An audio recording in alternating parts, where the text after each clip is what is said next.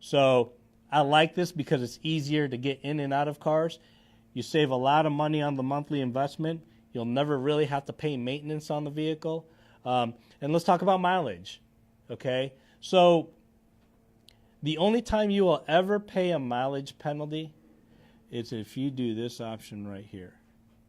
Okay, so what I like about this is people are afraid of the mileage penalty. So let's just say you go 10,000 miles over your mileage penalty.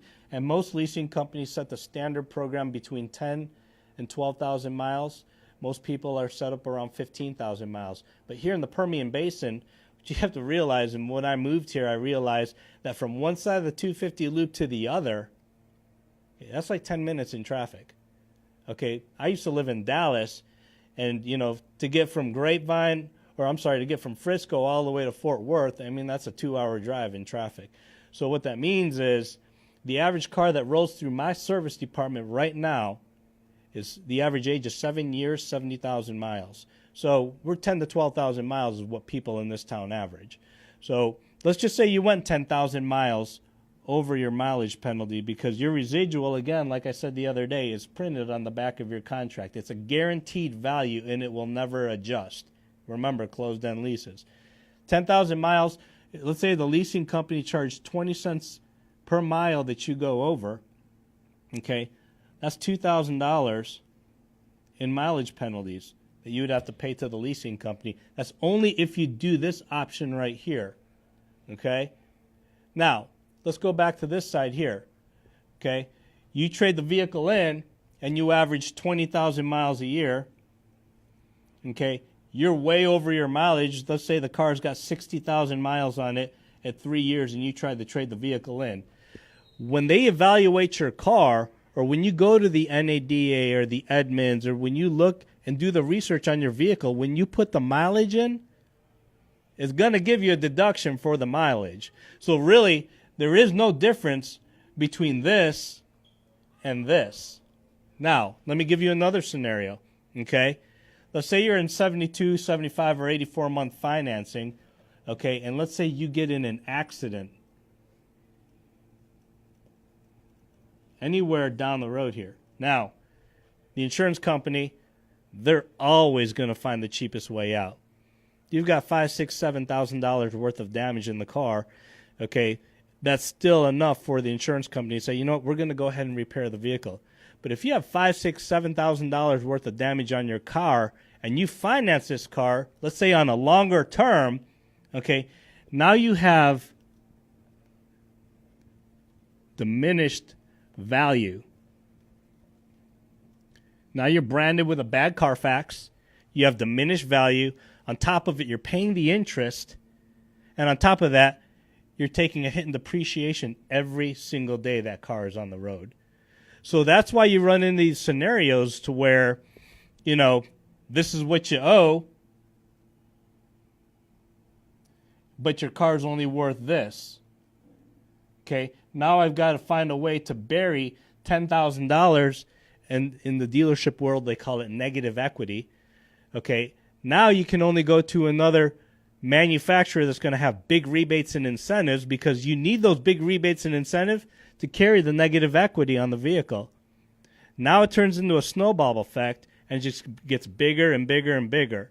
So if you wreck a car and you're on a long term like this, you better hope that they total the vehicle out. Let's go back to this side. Let's say the same thing happens. 3 years. Let's say year one. Let's say 30 days down the road, after you take delivery of the vehicle gets in an accident. Same scenario, $5,000. Insurance company says, we're not going to turn around and total the vehicle. We're just going to go ahead and fix it. You bring it in to an authorized Honda or Toyota or Nissan. You bring it into an authorized body shop and you have it fixed. Okay? Is there same difference? There is diminished value on the vehicle, but this is an option for you here. Because remember, in a closed-end lease, the leasing company takes all the risk on that. So now you've got a wrecked car that's been fixed. Now you have diminished value. You have a branded Carfax.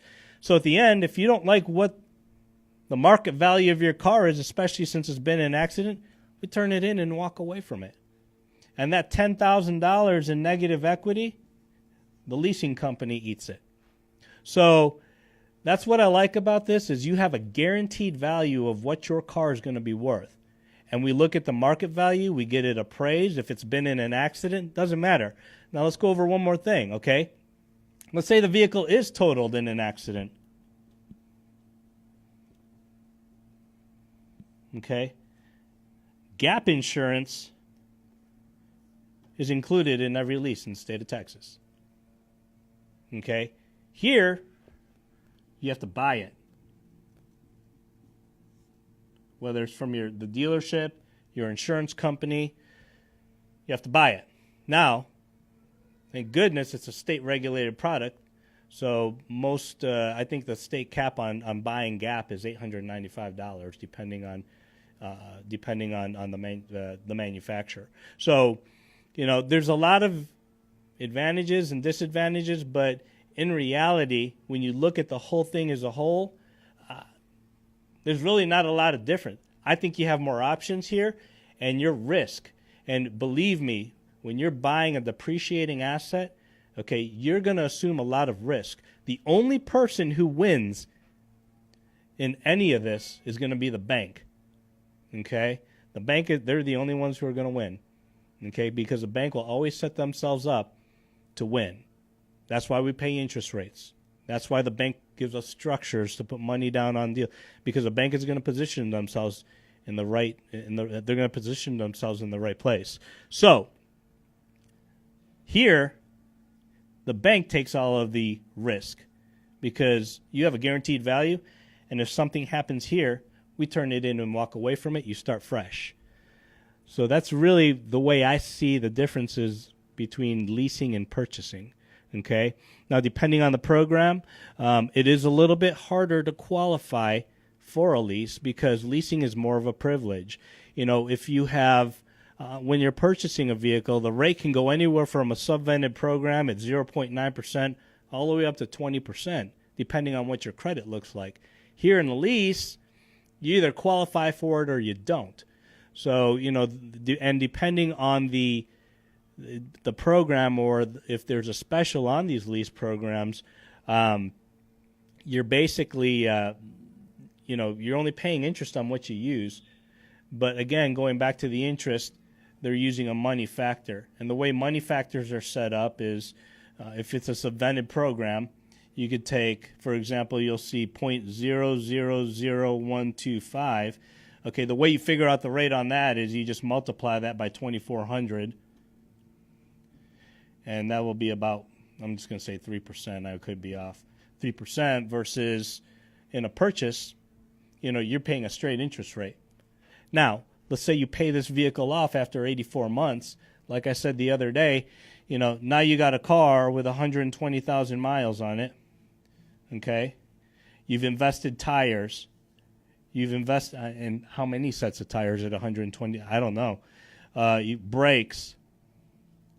Maintenance, all your maintenance, your air filters, cabin filters, windshield wiper blades, flushes, brake flushes, transmission flushes, all this maintenance that you're putting into this depreciating asset. And so by the time you pay an 84-month loan off or even a 72-month loan off, okay, the amount of interest that you pay is going to be almost half. And now you got a car with 120,000 miles and you go to trade it in, and now it's worth $1,500. So my dad always told me, son, you rent things that depreciate and you buy things that appreciate. Okay, you buy real estate because it never goes down. You buy stocks, return's big, but the risk is big. Okay, I recently got on a lease program with these things. This is an iPhone 10 because these things go obsolete every 9 months. Okay. These are the only things that depreciate faster than these things right here. And yet it kills me to see people put thousands and thousands and thousands of dollars of their hard-earned money into a purchase when in reality they're just going to pay thousands getting back out of it. So, that's kind of the differences where I see between lease and purchase. If you have any questions at all, send us a message. We'll respond. And go to our page if you would. Like us on Facebook, Classic Honda of Midland. If you'd like us, greatly appreciate it. We're trying to acquire more likes. But from Classic Honda of Midland, it's Joey Gabarda. Over and out.